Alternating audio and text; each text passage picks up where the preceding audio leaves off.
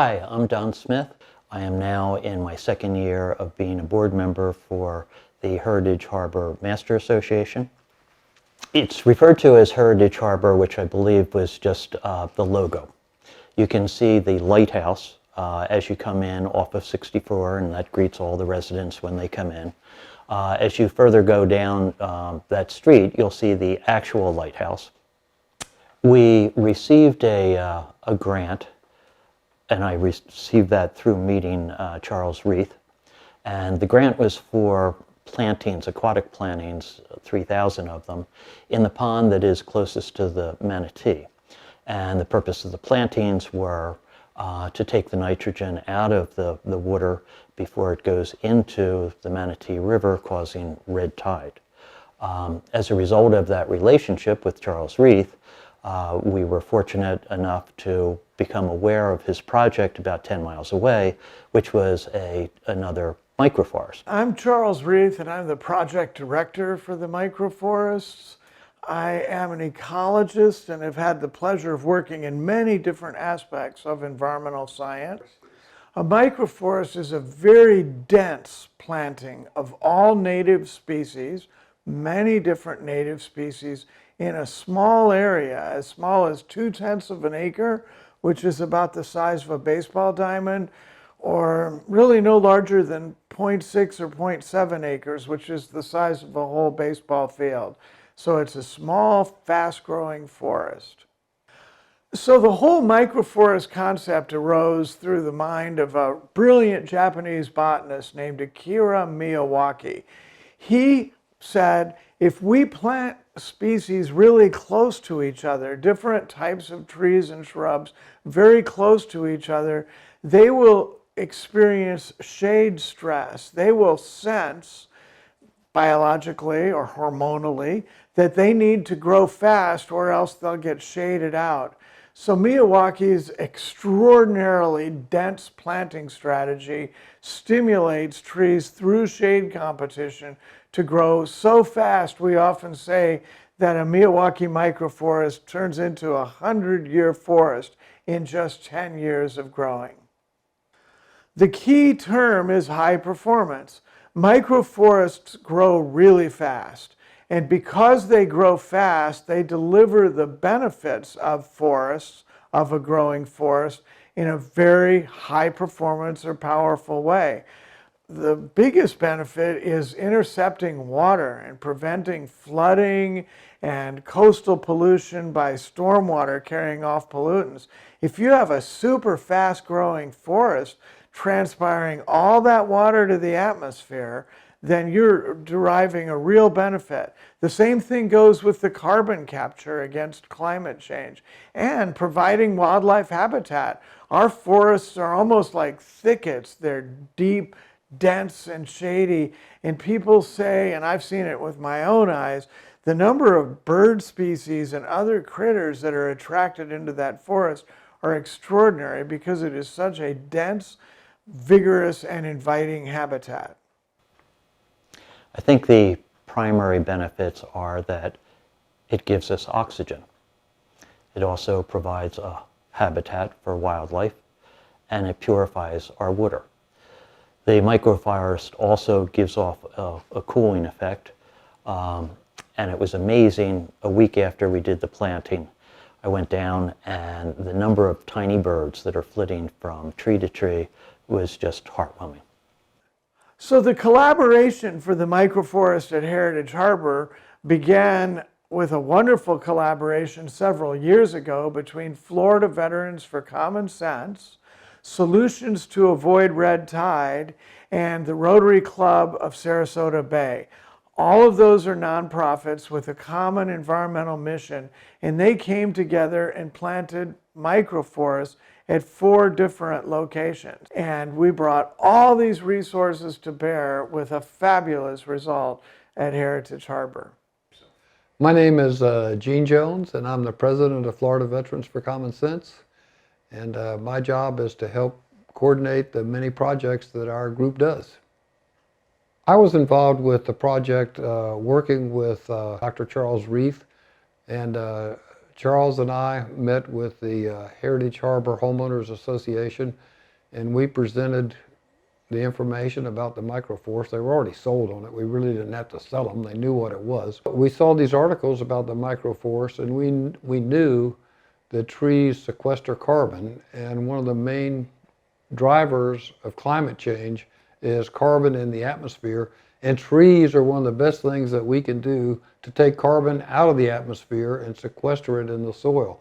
But there's actually more carbon sequestered in the soil, in the roots and around the roots in the trees. I mean, trees are just a wonderful mechanism for sequestering carbon.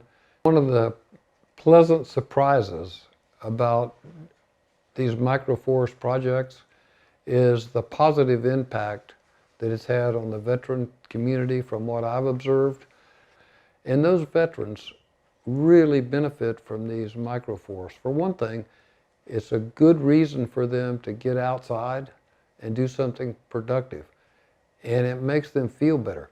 And some of this work to put in these microforests, some of the work is hard manual labor. There's no other way to get around it. And I thought, people are not going to want to do that. We're going to have to hire all this labor. But no, it's been a pleasant surprise. Some of the veterans, they enjoy doing it. It's good for them. The exercise is good for them. The camaraderie is good for them. And that was an unanticipated surprise of a benefit from these microforests. The project started off with collecting of cardboard. It was housed in the lighthouse that we spoke about. And for laying of the mulch, the master gardeners of Manatee came out in force. My name is Alyssa Vinson. I'm the residential horticulture agent at the UF-IFAS Extension Office in Manatee County. The Master Gardener Volunteer Program is a collaborative partnership between the University of Florida and local county governments where volunteers work with county horticulture agents to provide research-based information to the public. It's been around since 1979 here in Manatee County, but the program originated in Washington State in 1972. Master Gardener volunteers go through an intensive 12-week training course.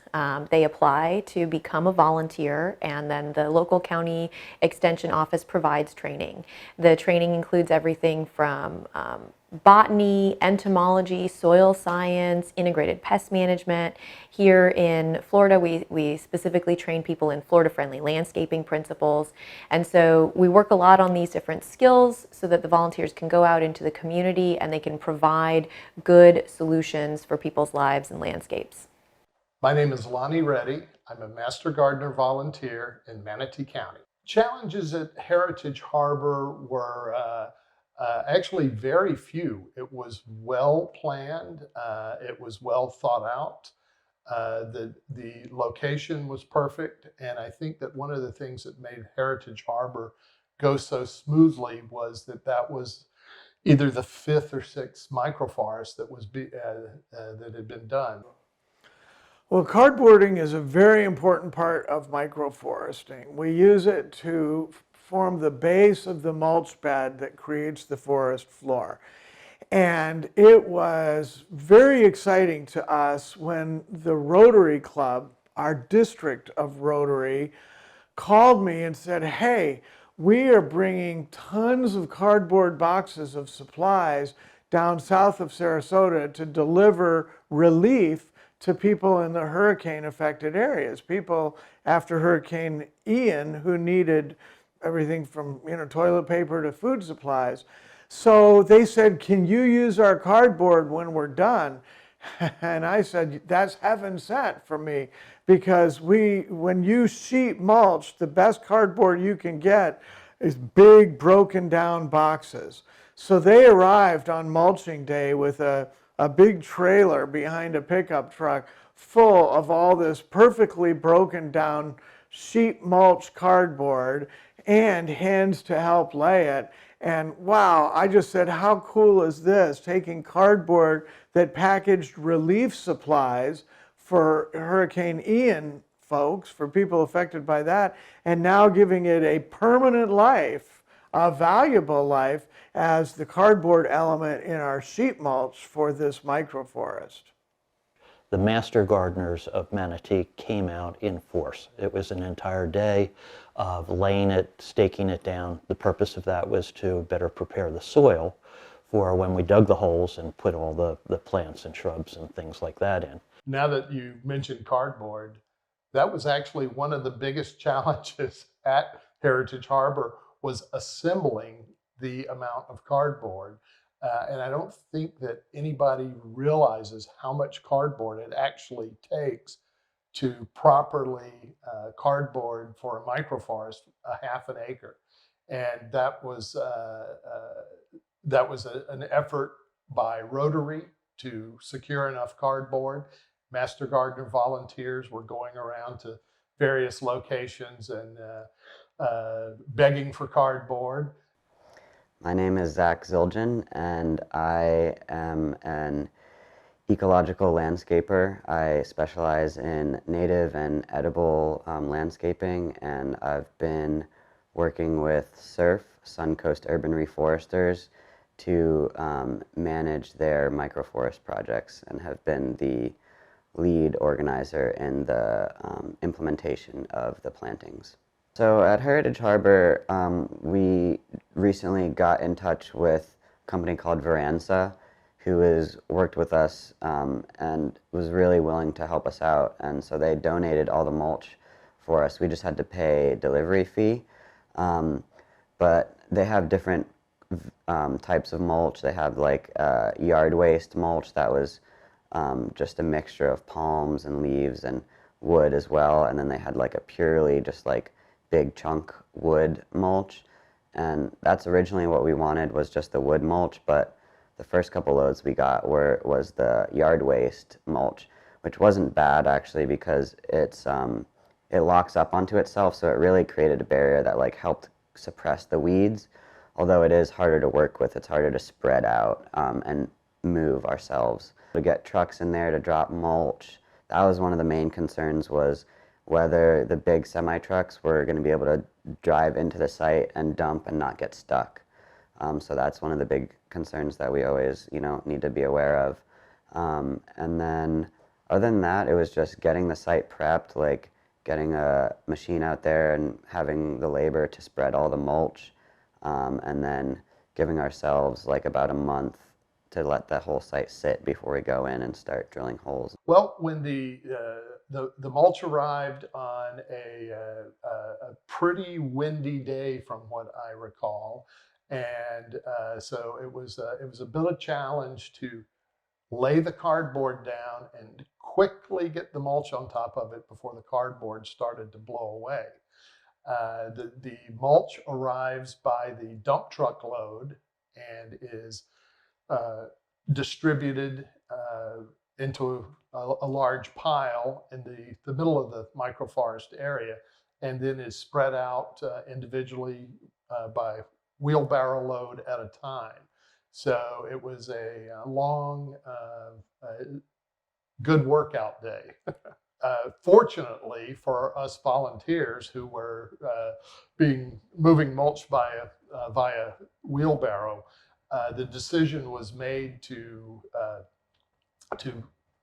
get a front end loader and have Zach and his crew finish spreading the rest of the mulch. I would say the volunteers probably did about 50 to 60% of it with shovels and wheelbarrows, and then the front end loader took over. Mulching is probably one of the hardest jobs that we do in building the microforest. I mean, you have to move a lot of material, and we've been fortunate that we've been able to do a lot of this really manual labor with volunteers. And you could hire that done. You could bring in a big piece of equipment to do that. But it's good for the volunteers. It's good for the camaraderie for people to do it. And I would like to give those people a special thanks, particularly some of the younger people. I would like to say thank you to all of those who came out for Cardboard and Mulching Day. And I hope that they all took away a sense of pride, particularly because of how well the microforest is turning out 6 months in. I really, I hope that they all share the same personal satisfaction that I have from this experience. Well, I'm especially grateful to the people who come on mulching day. That's a little less gratifying in terms of instant gratification than coming out on planting day and putting the plants in the ground. The people who come out and spread cardboard and rake the mulch over the cardboard, their work is very, very important. And I must say, a completed mulch bed to the eye of this biologist is a beautiful thing. But not everybody's definition of beauty is that a big field of wood chips is a lovely thing. And so I'm just grateful that people come out, they take my word for it on the scientific value of what they do. They work hard, and they're doing the hard work to make it possible for the really exciting planting day 6 weeks later to happen. So I have a special place in my heart for the people who help out on mulching days. So we waited about a month, and then after the soil was prepared, we had a planting day, and we published that through the River Strand newsletter. Also, there is a Heritage Harbour newsletter that we let everybody know so that they could participate. Volunteers came out. It was a tremendous success based upon a whole lot of different volunteer groups. I think one of the best social impacts of a project of this nature is that it draws the community together. I mean, I don't know because we didn't do any kind of surveys about people's political opinions. But I would suspect there's probably conservatives, liberals, who knows what. Nobody really cared because we're all pitching in, doing something good for our community. On planting day, I arrived, got there pretty early, and there was a lot of anticipation when everyone saw how big the task was. It's not until you see all of those plants unloaded from all of the trucks and placed beside the holes ready for planting that you realize the scale of installing 1,800 plants. I would say I was as pleasantly astounded because I didn't count the number of people that showed up, but I wouldn't be surprised if it were over 100 or 150. I mean, it was like a bunch of little ants running around, and it was just so gratifying to see that kind of support for a project of this nature. I mean, it just shows you, in my opinion, that the community is eager for projects where we can all work together on something so positive. I couldn't have been more excited and optimistic. The reason I was so optimistic is because Don Smith had been the perfect host for the Heritage Harbour community, so I knew we had a lot of community buy-in. I also knew that we were going to have these schools coming and bringing young people to the planting process. And especially important is I had had the master gardeners involved. The master gardeners had attended even the early planning sessions. I gave a speech about microforests at their Christmas banquet, and just you could see in their eyes how excited they were about microforests. And so I knew that they were prepared, they were looking to deliver value, so they showed up en masse. Here come all of these citizens, many of whom are young from these schools, and the Master Gardeners had actually prepared a little training worksheet to teach all of the arrivees on how to do their job.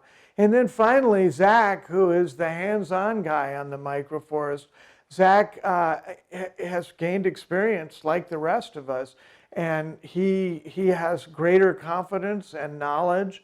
So all of us were just pumped up that we knew this was going to be a really great forest. And indeed, the planting day, 1,800 plants in 4.5 hours of nothing but fun. Can it get any better than that? I think that microforests are a great way to get the community engaged in the act of planting trees and celebrating green space. I know from listening to the Master Gardener volunteers who are involved that spending time with 65 school children planting plants is something that you really can't beat that experience. Planting day is a lot more fun than mulching day. And on planting day, the biggest thrill for me was to see the young children planting those trees, because they're really going to be the ones that are going to benefit from it. I mean, at my age, those trees are never going to be the age and the size that I will really benefit from it like they will. And they were just excited to be planting those trees, and they were enjoying it.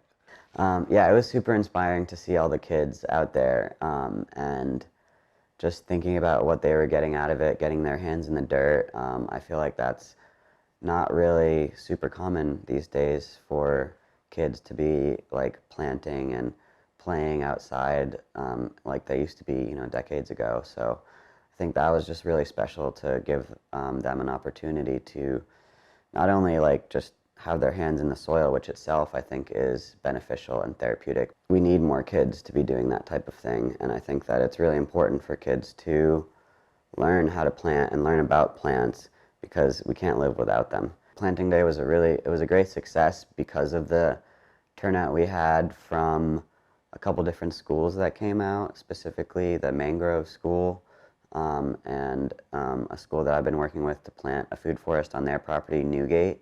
We as master gardeners didn't know a lot of who was going to show up. And so we had two ladies that work in our children's program go talk to the group of kids from the Mangrove School. Well, it turns out those kids knew more about plants. The master gardeners were like, they could have taught us some stuff, I think. I really enjoyed seeing so many kids there on planting day and seeing the enthusiasm that they had for installing the plants, but also how quickly they grasp the concept. Master Gardener volunteers did a brief introduction and training session, which it turned out I don't think any of these kids needed any of the introduction or training because they came so well prepared. But their enthusiasm was just was catchy. And just hearing their excited discussions that they were having about getting the roots just right and putting the proper soil amendment in on top of the native soil.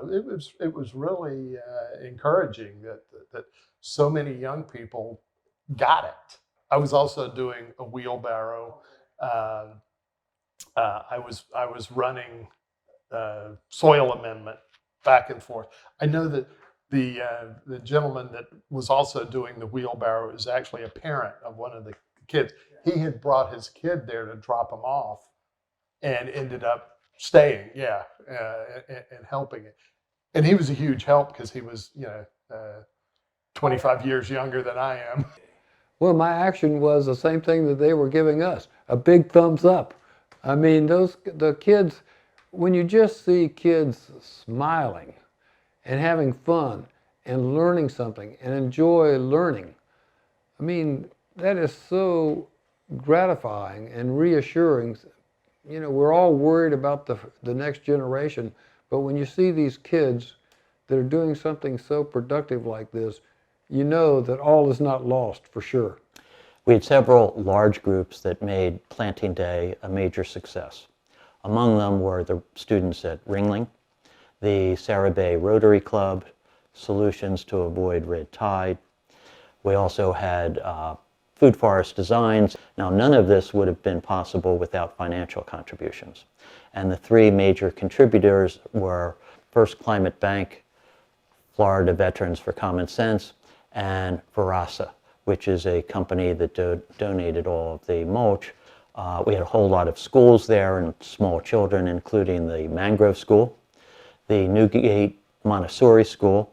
You could tell that not only were they learning something from the exercise, but from the smiles on their faces, that they were just having a ball getting their hands dirty. I couldn't feel more moved, more touched than to see those kids out there. I had a very positive reaction to the kids being out there. It touched me to see the people out there contributing to the forest, learning from the experience, and gaining the ownership when in fact they're the ones that these forests are planted for. In the early microforests, all the Florida veterans who came out, and they were the principal volunteers, they were all in their 50s, 60s, and 70s. And, you know, it's that great proverb, I guess, or parable that, you know, blessed is the man who plants a tree who will not live long enough to sit under its shade. And that does apply, and I feel proud to be pushing these microforests, knowing they'll be around a lot longer than I will be.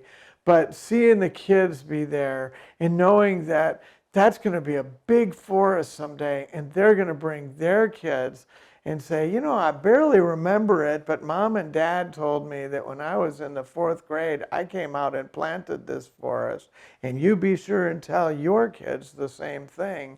That meant a lot to me. Talk about legacy effect. What a wonderful experience it was for us all. It was a beautiful planting day. We had done an exceptionally good job setting up for it in terms of the plants being delivered, the holes neatly drilled. We had, for the first time, given ourselves a full 6-week incubation period between the cardboarding and the hole drilling. We had the master gardeners. We had Florida veterans, including the indomitable Gene Jones, has so much capacity to get stuff done. And then we had the best host we could ever ask for, Don Smith, who also worked really, really hard. And 1,000 thank yous to the master gardeners for being the prevailing expertise to distribute among all of those planters. What a wonderful day. It's one of the best days of my life. It's been a pleasure getting to know the people from these various organizations. The Manatee Gardeners is an incredible group. I've attended the Rotary luncheons, and those folks are just the salt of the earth. And that's another reason that I love the Microforest project, because that project shows that we all can do something positive and tangible that we can all see. When we started that project, people said, you are crazy. This veterans group is going to start planting microforest. You're not going to be able to do that. People won't be interested in it, number one. Number two, they'll never turn out and volunteer and work on it. Well, guess what? They were dead wrong. My advice to anyone interested in planting a microforest in the future would be, don't hesitate. It's really a relatively simple process. There's no such thing as too small a microforest.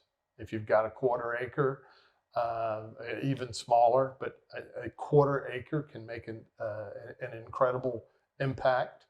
They're not super expensive to do. So any place that there is turf grass right now that's being mowed, fertilized, irrigated, is a perfect spot for a microforest and will yield tremendous benefits over turf grass. We want to encourage every community to have a microforest if they would like to have one. And the Heritage Harbour Homeowners Association came to us and asked us if we would help them plant one. They'd heard about our other microforests and other projects that we had done, and we said, certainly. I mean, there's such a benefit to them, we couldn't pass up the opportunity. So we worked with them to build that microforest.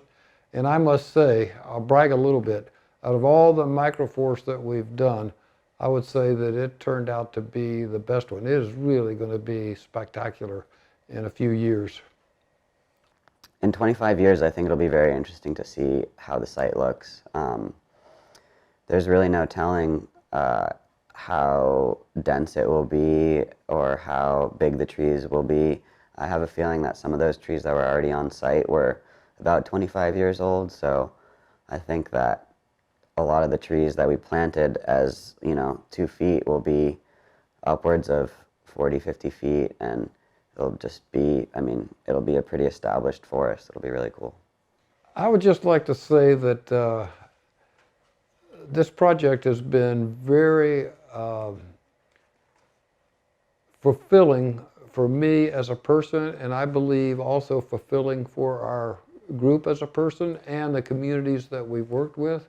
Well, I think we've taken a major step forward in the microforest. Hopefully 25 years from now, people will look back and say, gee, they were good stewards. This is the most positive endeavor that the board has ever done. I think we did a very good thing.